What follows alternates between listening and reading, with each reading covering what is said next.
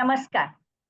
Success news मध्ये आत्ता आपण भेटणार आहोत प्रांजली गुप्ता यांना, ज्यांनी सिनियर सिटीजन्सना आणि विशेषतः त्यांच्या मुलांना guilt free care of the parents हे देण्याचा विडा उचललेला आहे.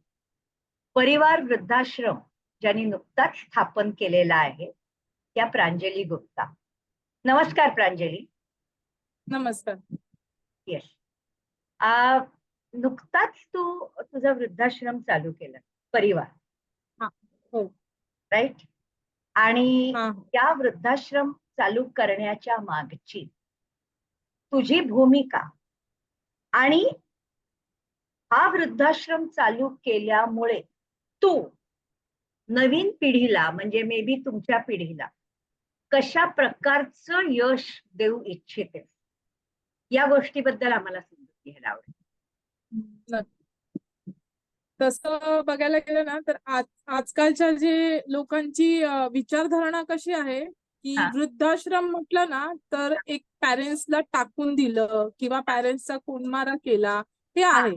पण त्याच्या आधी आपण जर विचार केला तर आत्ताची जी जनरेशन आहे जी आता शिकते आणि पुढे आता त्यांना जे जॉब करायचे आहेत ते बाहेर गावी असणार किंवा दुसऱ्या देशात असणार, तर त्यांनी पॅरेंट्ससाठी काय करावं त्यांच्या मनात असून पण ते पॅरेंट्सला ना नेऊ शकत ना त्यांची काळजी करू शकत. सो माझ्या असं मनात आलं की आपण असं काहीतरी करायला पाहिजे की वृद्धाश्रम नाही पण एक सिनियर सिटीजन केअरिंग सेंटर जे मेडिकल, त्यांची प्रत्येक गोष्टीची काळजी घेणं, प्रत्येक गोष्टी त्यांना एन्जॉय करणं, त्यांच्या वयाची दुसरे वृद्ध त्यांना तिथे भेटतात, एक पार्टी पुन्हा सेलिब्रेशन आणि त्यांची एन्जॉय लाईफ. कारण का आपण म्हातारे झाल्याच्या नंतर कुठलाही एन्जॉयमेंट नाही करत का, आता आपण विचार करतो मुलं काय बोलतील, घरामध्ये काय करायला गेलं तर सून काय बोलेल, ह्याच्यामध्ये वृद्ध ना दाबून राहतात. पण माझं असं आहे की माझ्या वृद्धाश्रमात त्यांना खुलून जगण्याचा मोका, की आपण पार्टी करायची आहे, आपण छान राहायचंय, असं त्यांना एक एन्जॉयमेंट लाईफ द्यायचंय. ओके. म्हणजे दुसरं थोडक्यात त्यांची फक्त फिजिकल केअर न घेता त्यांच्या भावनांची पण काळजी घेणं. हो हो. विचार. यश. पुढे ते गरजेचं आहे. कारण का तुम्ही आता विचार केला तर वृद्ध नाही ते सरळ असं बोलणार, अरे माझा मुलगा काय बोलेल मी जर असं केलं तर, अरे माझी सून काय बोलेल, अरे माझा जावई काय बोलेल. याच्यामध्ये वृद्ध असे घरामध्ये असे कोंडून पण राहतात आणि ते फुल लाईफ एन्जॉय नाही करू शकत. सो आपल्या इथे असं आहे की त्यांची केअर तर घ्यायचीच आहे, खाण्यापिण्याचं लक्ष तर करायचं आहे, प्लस त्यांना एन्जॉय पण द्यायचं आहे की त्यांचं जे लास्ट आता इनिंग चालू आहे ते एन्जॉय व्हावं आणि छान राहावं त्यांनी.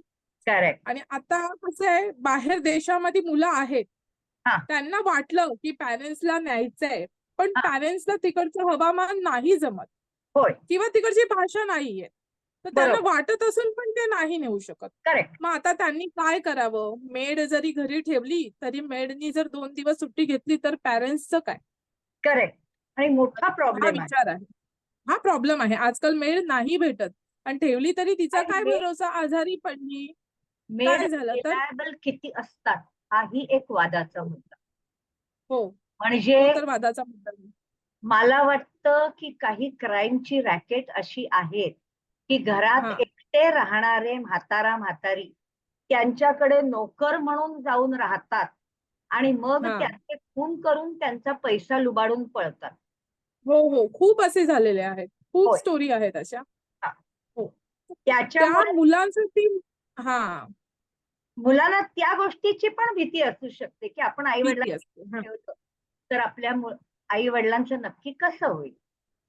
आणि मला वाटतं त्याच्या ऐवजी जर आई वडील त्यांचे तुमच्या परिवारमध्ये असतील तर आई वडील मोकळेपणाने जगणार, त्यांच्या समवयस्क लोकांबरोबर मोकळेपणाने गप्पा टप्पा करणार आराम. आणि त्याच्यामुळे त्यांना त्यांच्या जगण्यामध्ये जो असा कोमेजलेपणा येतो तो न येता आनंद आपल्याला आनंद द्यायचा आहे त्यांना. Right. पण त्याच्या बरोबर एक आणखीन प्रश्न असा येतो की लोकांना ना एक मानसिकता असते, अरे आमची नातवंड आमच्या बरोबर नाहीत रे, आम्हाला एकटं वाटतं, आमची पोरं आम्हाला बघत नाहीत रे, आम्हाला एकटं वाटतं. तर अशा प्रकारांनी मानसिकता असलेली वृद्ध मंडळी येतात त्यावेळेला त्यांच्याशी तुम्ही कसं हँडल करता? आम्ही स्वतः त्यांच्याबरोबर कम्युनिकेशन करतो, त्यांना वेळ देतो. पुन्हा काही अशा ऍक्टिव्हिटी ठेवल्या जातात की त्यांचा दिवस त्या ऍक्टिव्हिटी मध्ये जातो. योगा म्हणा किंवा गेम म्हणा, आता कोणाचा बर्थडे आहे तर पार्टी म्हणा, म्हणजे पूर्ण दिवस सेलिब्रेशन सारखा घालवायचा असतो की त्यांना या गोष्टीची उणीवच नाही भासली पाहिजे की आज माझ्याशी कोणी बोललं नाही. आपण स्वतः कम्युनिकेशन करायचं. कसे आहात आजी, काय करता, जेवलात का, याच्या व्यतिरिक्त त्यांना असं काय नको असतं की एक्स्ट्रा काय, त्यांना विचारणं गरजेचं असतं की मला कुणीतरी विचारलं. बस आपण चांगलं कम्युनिकेशन ठेवायचं की हा बाबा आपण गेलो की गुड मॉर्निंग आहे, योगा आहे. त्या दरम्यान आपलं जे त्यांच्याशी बोलणं होतं त्यांचा टाइमही जातो, त्यांना वेळही भेटणार नाही त्यांच्या नातवंडांना विचार करण्याचा की माझ्याशी कोण बोलत नाही, असं काही होत नाही. पण दॅट इज वंडरफुल. आणि आय वुड से की तुमच्या या वृद्धाश्रमाकरता आमच्याकडून खूप खूप खूप शुभेच्छा. आणि I would be really happy to see की तुमचा परिवार ओल्ड एज होम जे आहे याने खूप छान प्रगती करावी. थँक्यू. आणि एक बोलायचं आहे की जसे आता पेशंट आहे, जसं सून आहे, मुलगा आहे आणि वृद्ध आहे, ते पेशंट आहेत, त्यांच्याकडे बघायला त्यांना वेळ नसतो, नर्स ठेवावी लागते. आणि काही वेळी लोक ना अफोर्ड नाही करत, कारण का नर्सेसचे पण इतके पैसे आहेत की दिवसा वेगळे घेतात, रात्री वेगळे घेतात. तसं न करता मी आमच्याकडे तीही सुविधा ठेवलेली आहे की तुमचे पेशंट जे असतील ते तुम्ही आमच्याकडे ठेवा. आम्ही त्यांची हॉस्पिटल प्रमाणेच काळजी घेऊ की त्यांचे वेळेवर औषध, वेळेवर त्यांना सलाईन असेल तर, डायपर चेंज करायचं असेल तर, ही सुविधा मी ठेवलेली आहे. कारण का म्हणजे मनाला वाटत असूनही लोक सेवा करत नाही, करायला भेटत नाही त्यांना ऍक्च्युली, कारण का काम पण गरजेचं आहे ना तेवढंच. आजच्या महागाईच्या या वेळेमध्ये नवऱ्यालाही काम करणं गरजेचं आहे, बायकोलाही आहे, आणि त्याच्याकडे आपल्या पॅरेंट्सकडे दुर्लक्ष होतं. सो मला असं वाटतं की कोणीही असं मनात गिल्ट नका ठेवू की मी माझ्या आई वडिलांना वृद्धाश्रमात का ठेवू. वृद्धाश्रम न बोलून तुम्ही सिनियर सिटीजन केअरिंग सेंटर समजा ते, की आम्ही त्यांची प्रेमाने काळजी घेऊ. तुमचे आई वडील ते आमचे आई वडील. म्हणूनच मी माझ्या वृद्धाश्रमाचं नाव परिवार असं ठेवलंय की लाईक अ फॅमिली. फॅमिली सारखंच मला सगळ्यांना सांभाळायचं आहे. सो सगळ्यांना हाच मेसेज आहे की तुम्ही हे डोक्यात नका ठेवू की वृद्धाश्रम ही संकल्पना नको.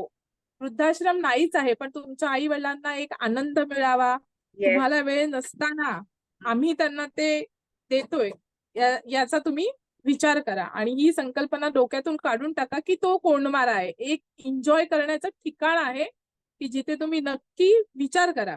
तुमच्या आई वडील असतील तर नक्की विचार करा तुम्ही. नक्की. So that is something really amazing. आणि खूप खूप खूप शुभेच्छा परिवार करता.